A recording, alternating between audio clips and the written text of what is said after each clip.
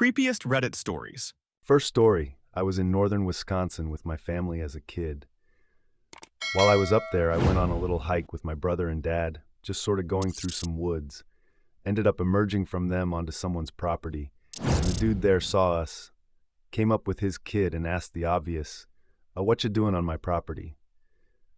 My dad just apologized and said we were hiking and that he shouldn't have been so careless. We went back quickly, and while the encounter was odd, it didn't feel tense or anything. My brother and I also learned a good lesson about respecting private property. However, dude we encountered was apparently not satisfied. I get it to some degree. If I lived outside an urban area, I'd be sus too if someone emerges from the forest onto my property. Things got weird though. The guy we encountered actually got some goon who either worked for or was related to him to track us back to our cabin. About 5 minutes after we got back and started to make lunch, this goon literally waltzed inside the cabin and begins to talk about how we were caught trespassing. He wasn't yelling or angry or anything, but it was still pretty jarring having some camo-wearing guy that you've never seen before to just barge into your grandparents' house. He didn't have a lot of time to say much because our grandparents owned a few guns, mostly antiques though, and sure enough, one got pulled on him. Our grandma held this guy up and actually apologized again for the prior instance of trespassing. Then she started to yell at him though for following us, trespassing on our property, and straight up coming inside uninvited, and then he left. Was a really weird encounter. Have talked to my dad and brother about it on occasion though, so it wasn't a dream or my imagination. Either way, don't trespass. That's the lesson I learned. Edit, a lot of people are speculating that we stumbled on drugs or something, and T-Bahash, I find that unlikely. The guy that talked to my dad gave his name. I certainly don't remember it though, and again had his own son with him. I think it's more likely we pissed off someone who values property and privacy, and they overreacted greatly.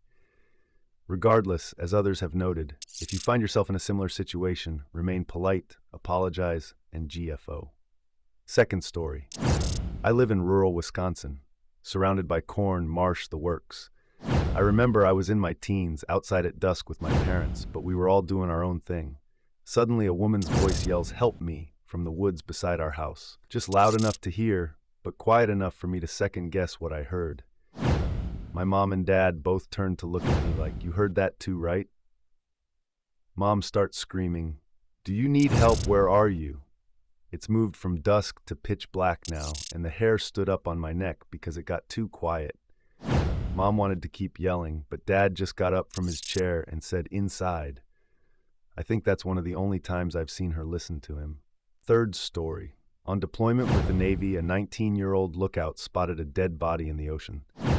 So the crew did the decent thing and brought on board, double-bagged it, put it in a freezer, and handed it over to the local authorities at our next port visit. Not to go too far into the gory details, there were enough teeth left to identify it by dental records. Somebody had to clean the wire stretcher that had brought it in. And despite the common acronym for Navy, never again volunteer yourself, I knew another teenager would be assigned that chore unless somebody more mature took it on. So I volunteered. The corpsman provided PPE and iodine, and I gave it a good scrubbing.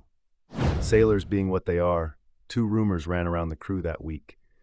Don't eat the peas, because the body had purportedly been stored next to the frozen peas. It wasn't, according to both the corpsmen and the CSs. And there's still skin on that stretcher. This was also untrue. Yet having been the fool who had volunteered for that work, I got ordered to clean the stretcher a second time.